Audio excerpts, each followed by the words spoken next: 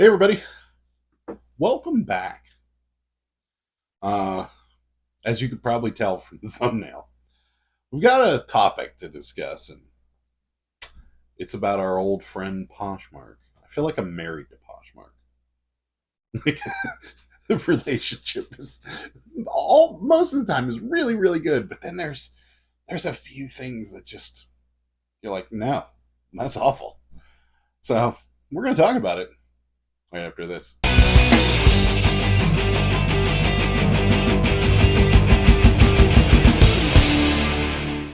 All right. So our marriage to Poshmark or our whatever you want, a personal relationship, whichever you feel is most comfortable for you. Uh yeah. May have come to, you know, the level of we need to seek some therapy or something because this one this one just rubbed me the wrong way. And for those of you that watch the live show, you got a little bit of the story already.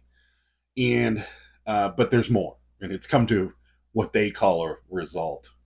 It's, it's not final by any stretch of the imagination because I'm not that type of person that's just going to be like, okay, and then let it all happen. I'm going to try and fight a little more, but we'll talk about that more. So, for those of you that don't watch a live show, or maybe you're new to the channel, we got a lot of new subscribers after the last video. And by the way, thank you to everybody who reached out and was like, "Are you okay? Everything doing all right?" And advice. All your advice was great, by the way, and I appreciate that. So, thank you again to the support that I got and all the comments from the last video. It was really awesome, and I'm fine. No therapy is needed. I'm good. I just started noticing a trend with myself, and that there are a couple days out of the week where I'm just like, man, but no, we're good. I'm fine. No heavy medications needed, so we're good. But thank you again. But yeah, if you're new to the channel, we do a live show every Thursday and Sunday at 9:30, and we try our best to keep it about reselling, but that doesn't happen often. We start out strong talking about reselling, and then it either goes to a level of PG-13, or maybe into the touching the R rating. But yeah, if you're new to the channel, don't bring the kids to the live show. That's why it's on. It's like late night television, a little edgy. But yeah, so some of you have heard a little bit of this story. But I'm going to recap this story a little bit for you. So that for those of you that don't watch the live show, we don't sell electronics, and I'll start off by saying that we realized early on that neither one of us know enough about electronics to effectively sell them. Ooh, we just sold something. I'm on my phone, so I'm looking sideways to see his postcard. But yeah, so we realized early on that we should not be selling electronics because you really do have to extensively test them and potentially clean them. So there's could be some taking apart of electronics, especially old electronics. And I knew early on, as a young boy, that my patience level is low enough that doing very intricate things was not for me. And so me taking apart electronics and testing them and that's not my bag. I know enough about them, and I can wire things. Like I wired up our surround sound system. I put in our digital thermostat. Most of the electronics that are in use, actually, I'd say all of the electronics that are in use at this house, I have put in. But when it comes to like things like that, I just don't have the patience for it and couldn't do it. So we kind of nixed the we're going to sell electronics side of reselling early on. And for the most part, we don't sell them. It does happen where people give us electronics, or they're like, "Here, you want this? You could try to sell it." And that's what happened with this. Sarah's mom had an old television that they used to have in their RV, and it was a CRT TV. Is CRT the right word? I don't even know. It's an old tube television with a VCR combo. And it's only about 13 inches, maybe 12-inch television. It's tiny. It's got a handle on it. It's meant to be, a traveling television from then. And we knew it was worth money because we knew gamers buy them, and vintage gamers buy them and so forth. So we were like, all right, let's sell it. So we put it on for under $50. It was on eBay for quite a while. We got your typical lowball offers in the beginning, and then somebody bought it off of Poshmark for full price. Um, and that's where that's all the joy left in this story. The rest of it is just awful. So what happens is that we sell the television, we ship it out, and then the day it gets delivered, we get a message saying it doesn't work. And the buyer sends all these pictures of him holding his finger. I'm assuming it's a him, but I could be wrong. I don't misgender anybody. So, this person sends a bunch of pictures of them with their finger on the power button, and it's like it's not turning on. And I'm like, that doesn't tell me anything. I don't even know if it's plugged in. You could have it plugged into a surge protector that's not plugged in. It's sending up alarm bells for me right away. And I know, this person could have been looking forward to getting this and opened it immediately and then, started this process. So it could go either way as far as this being something that's a scam or not. So Poshmark gets involved because you escalate it, to Poshmark support, and then they emailed the buyer. The buyer sent them a video, I guess, of this thing not working. And then they approve it, the return. They approve the return. And I'm like, so wait a minute. We're not getting any money. We sent out a working television because it was working. I'm not, lying about this. The first 3 pictures of our listing, the television's on. We did that on purpose. So we send out a working television. We're going to get a broken one back. This person's going to get their money back, and we got nothing. We literally have a worthless television. And for those of you that have ever tried to recycle a television or get rid of an old television, it is very complicated. So now we're going to be stuck with this thing until our community does some sort of electronic recycling program, and then we can go drop it off there. And we got to pay most of the time to get rid of them. So, and the problem with this whole thing is, if this were to happen on eBay, my standard, response to people is, sorry it's broken. We're going to make you whole, but could you send me, any damage to the box that may have happened in transit and so forth and so forth? Because if I send out a working television and when it arrives at its destination, it's broken, it happened on the way. So that would have been my standard thing. And then I would have filed a claim with USPS and hopefully, which is a stretch, but it still makes me feel better, hopefully recoup a little bit of the money back. That is not an option with Poshmark. Why? Because Poshmark owns the account that we ship off of. So if a claim is filed, Poshmark gets the money, which is why they do their Poshmark guarantee. Because if something gets damaged or lost in transit, they'll just file a claim. They'll refund the buyer and leave the seller whole. And that's the end of the story, which I would assume they would do with this. But they didn't. They just approved it. We're getting a broken television back. And we have no recourse. I sent Poshmark a message explaining this to them. And their comment back was, well, you can still fight it after you get it back. And I'm like, thanks. So that's the version of the story. And we're going to discuss this a little bit more in depth, probably while we're shipping some stuff. Hey, back in the eBay room doing some shipping. We have sales on Poshmark too. Oh, yeah, we're going to talk a little bit more about that as we go through some of these orders. Had some cool things happen too. This week started off slow. Normally Monday, and I jinxed it.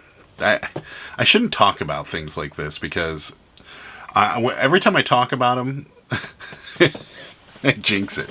Because we were, again, on our live show, where people were saying how, it was slow and how that Monday normally is a very slow day for them. And I was like, Monday's normally a really good day for us. And Monday was garbage for us this week. It was really bad and very slow, which, happens. It's summer. You get the peaks and valleys during the summer. It just happens. Part of the joys of being a eBay reseller. Anywho, we do have some sales. Something cool did happen overnight. Well, late last night, I should say. We sold 7 photographs to one buyer, which is part of the awesome thing about selling ephemera is you do get that happening frequently, and it happens at the right time too, because like we were real slow at the beginning of the week and we're like, this could be a bad week, and then boom, we sell 7 photographs right away.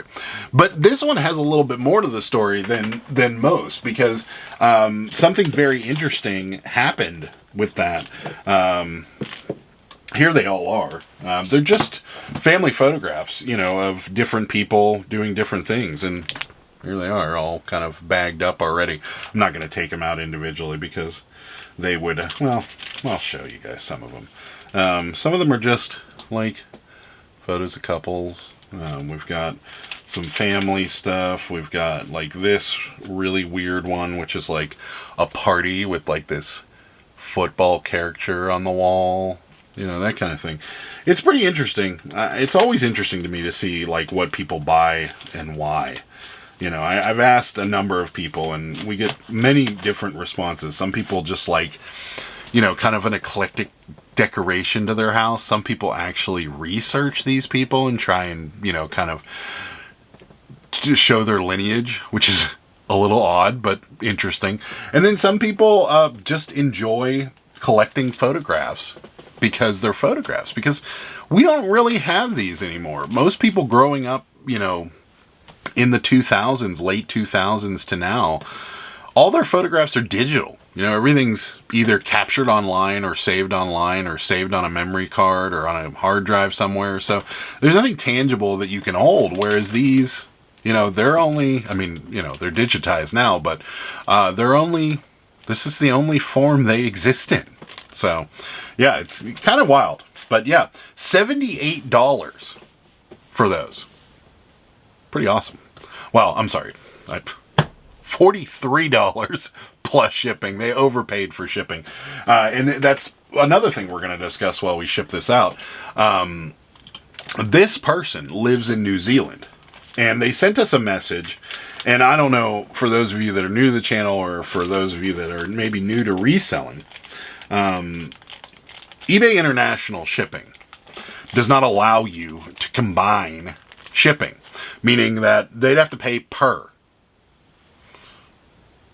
So it would be ridiculously expensive to send this to New Zealand. So we told them that, and they asked, which is awesome that they asked ahead of time, because we've had people buy things from out of the country and then send us a message and be like, hey, can you combine, please combine shipping? And it's like, well, we can't. They don't allow you to do that. And the reason they don't allow them to do that is because it's an easy way to skate on those import taxes by, maybe they bought 6 photos and 1 something else, and that something else has a higher import tax than the photos, and then, on the tariffs or the form, the customs form, that's what I was trying to think of, the customs form, you put photos and the import tax is wrong. So, these countries got to get their import tax. It's important. I'm sure it goes to very important things. But yeah, so that's why they do it. But so this person, we were like, yeah, we can't. The only way we can find shipping is if you have a domestic U.S. shipping address for us to ship it to. And then we could combine shipping. And this person sent us a message last night and said, hey, I found a U.S. address through the New Zealand post office that I can send it to, and they'll just forward it to me. And I was like, really? That's awesome. So I guess the easy way to go about that is to just contact your local post office in New Zealand, and they'll gladly provide you with a post office, U.S. address. It's weird, isn't it? But yeah, $43 plus shipping. It came to $78. I'm going to refund them difference, obviously, on shipping because it's nowhere near that cost. So that always kind of makes me sad when I have to do this, because they paid. So the address they have is in Portland, Oregon. So they paid priority to Portland. plus, you know, and I don't know how eBay calculates this because this is even higher for priority to Portland. They you know, eBay takes the weight that we put in and just times it by 7. And so 1.8 pounds is what they got charged for priority. And even still, that's high because they paid $36.75 in shipping. And it's going to cost, $4.13 to ship it out. Ground advantage. Ooh, the fancy. But yeah, that's what they did. So now I have to refund them back, like roughly $30. And that's always sad because it's like $30 I could potentially have, but I don't. Whoa, breaking news. Something monumentous just happened while I was filming this video. We sold a Beanie Baby on Poshmark. I'll put the sold comp up now. $7 for the cat. Oh, Poshmark. That feeds into our topic about Poshmark and how I had so much trust for them until now. And for those of you that have been watching the channel for a while, you know I have said this on many occasions, that Poshmark's system for selling and shipping things is superior, in my opinion, to anybody else because it's so simple. And it forces it forces out all the crap that we deal with on a regular basis because their return system typically is good. I should have showed you what we sold here. We sold a postcard. It's Bel Air Motel in Lincoln Park, Michigan. Just a hotel. Hotels are good. $4.25 for that.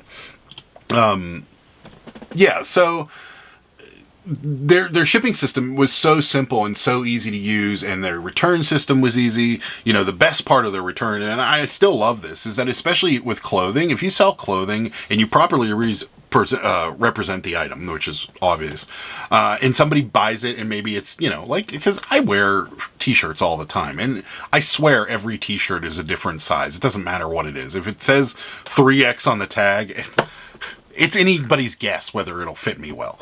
And I'm also a very tall person, so a lot of the times it's the length that's the issue. But if I bought a t-shirt off of Poshmark and I got it and it didn't fit right, I couldn't just initiate a return and say it doesn't fit and I don't want it. Poshmark doesn't allow that, which is awesome. And I love that about Poshmark. And I used to really, really think that like Poshmark is kind of the, you know, the fingerprint on what reselling is going to look like in the future. There's going to be, you know, kind of a line drawn in the sand, you know, but no, they did us wrong on this one. And it's just, I feel like I've been let down by like a really good friend. I'm upset. I really wanted it to be better. But yeah, I don't know. I don't know which way this is going to go. I don't know if we're going to... Stay tuned because, you know, I'm going to talk about it if I'm allowed. Well, not if I'm allowed because I'll be allowed, but I'm going to talk about it going forward because it's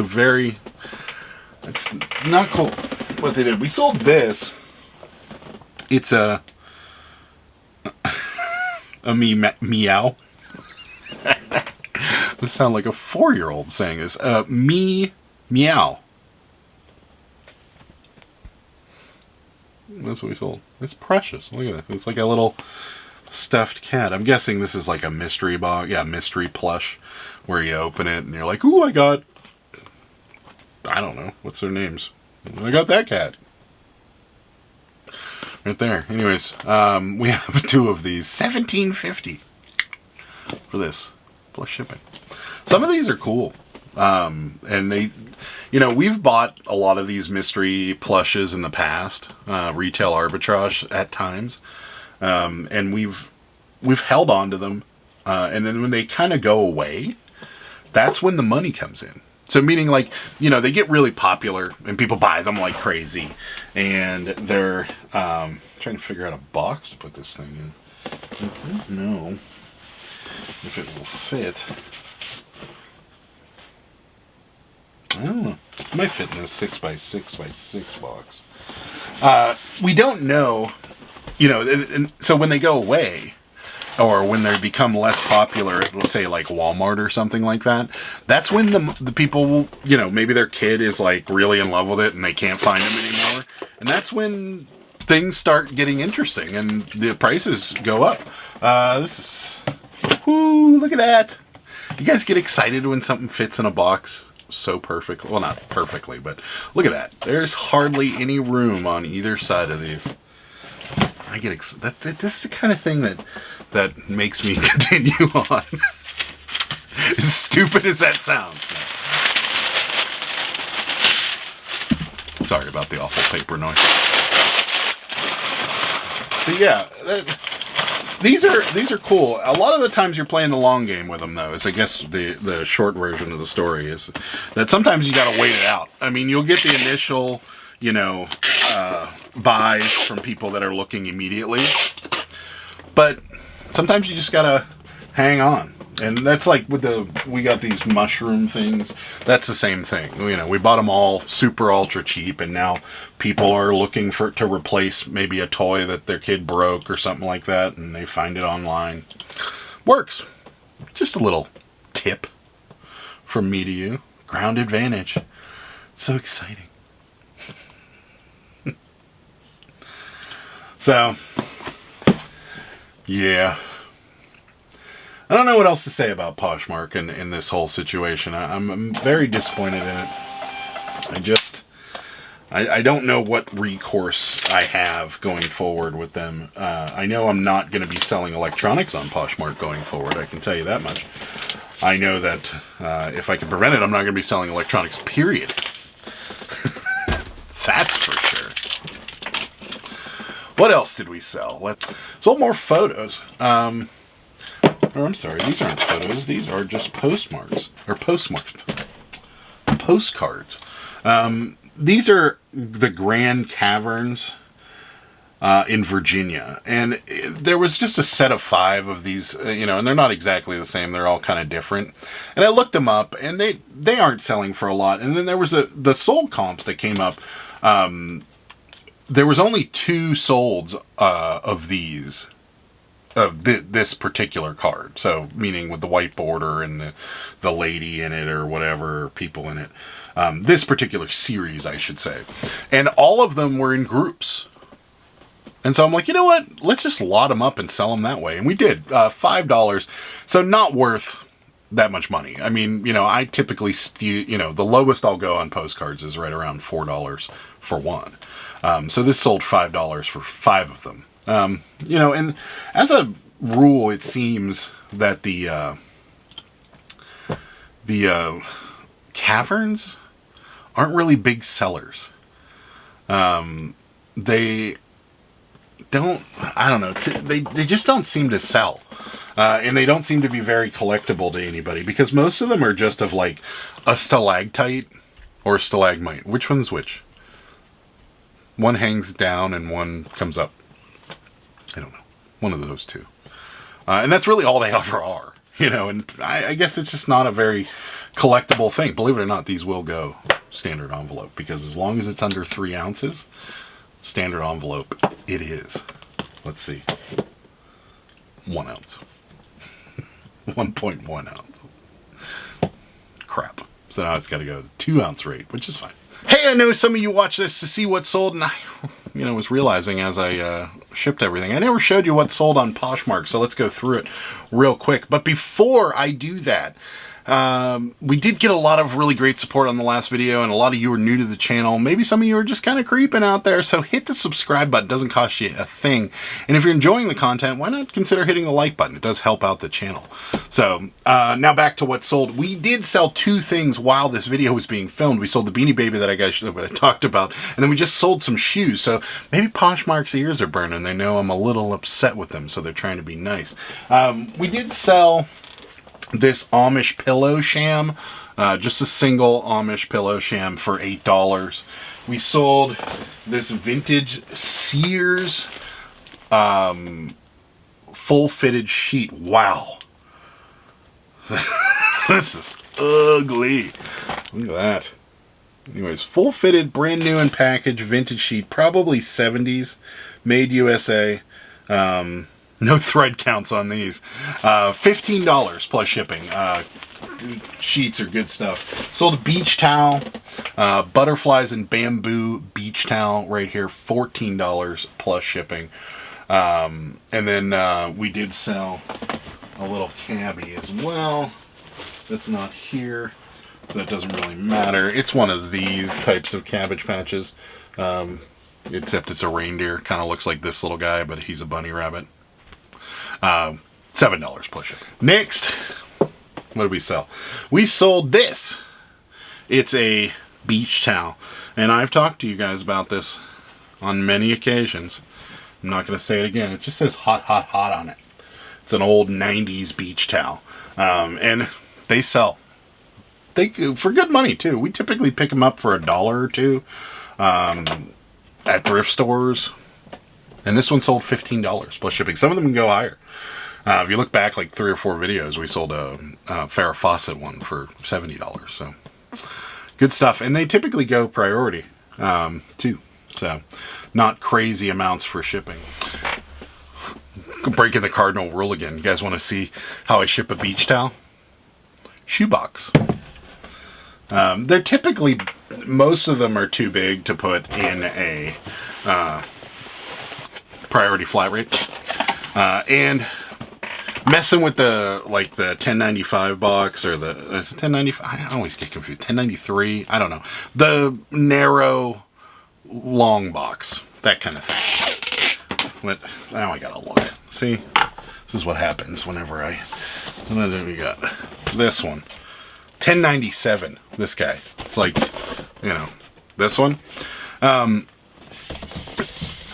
just becomes a big pain, trying to kind of fish it in there and then stuff it in there. So this is much easier. I just put it in here and put some do not cut stickers on it so that they don't, take a machete to it and slice up their beach towel.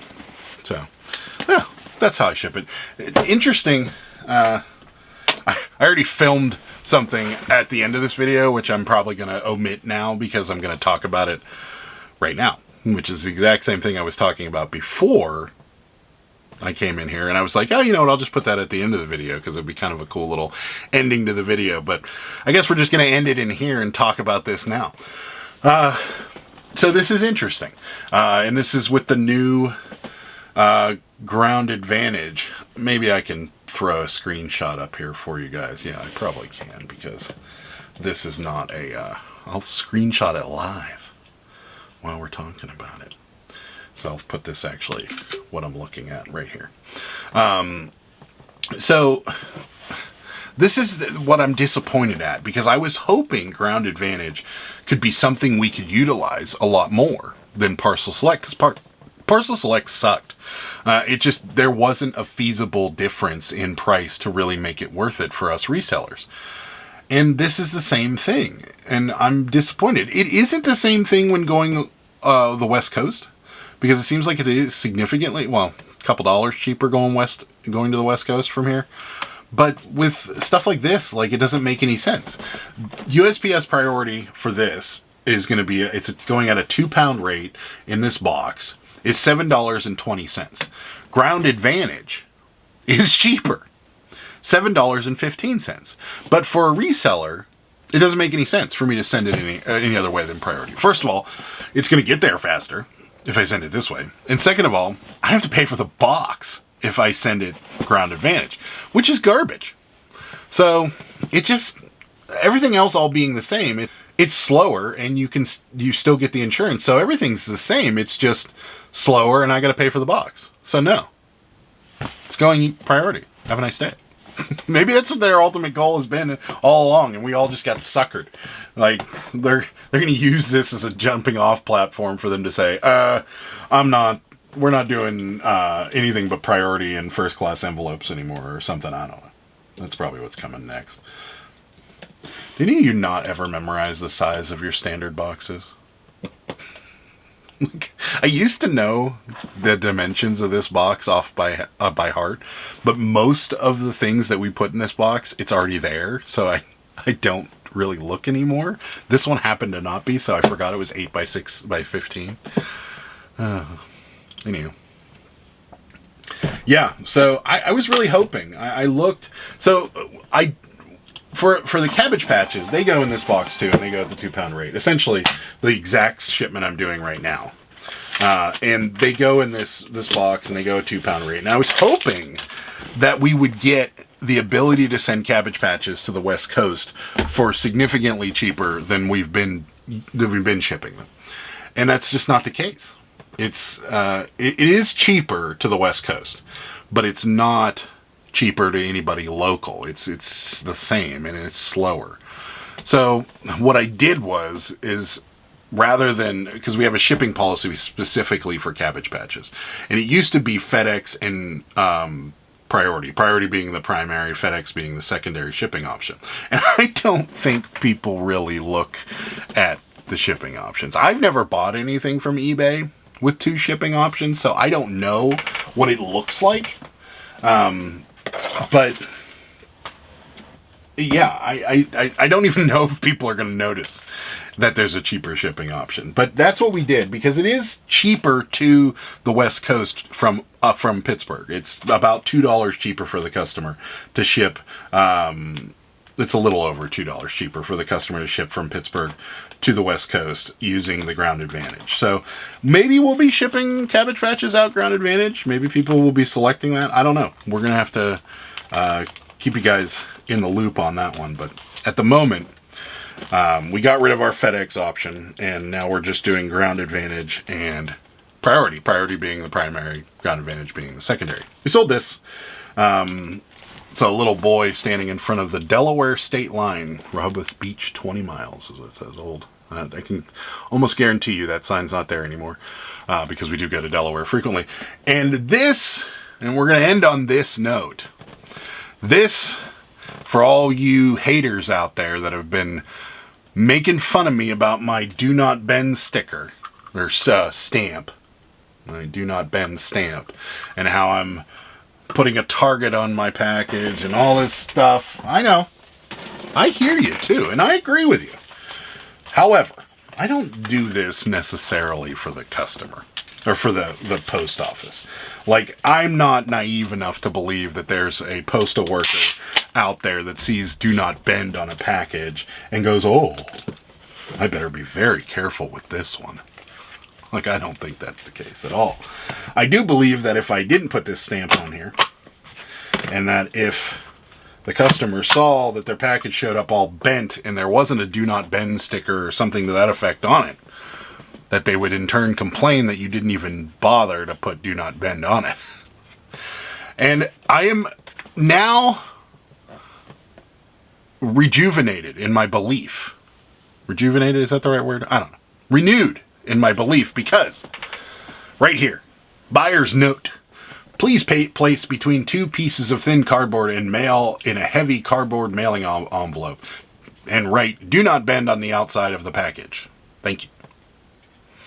I didn't put it between 2 pieces of cardboard because I'm not doing that. We ship them all in this, and they make it just fine. So there you go. For those of you that hate on me for my Do Not Bend, customers want it. They believe. Thank you guys for watching so much. We really appreciate it. And we'll see you next time. Bye. Good day, sir!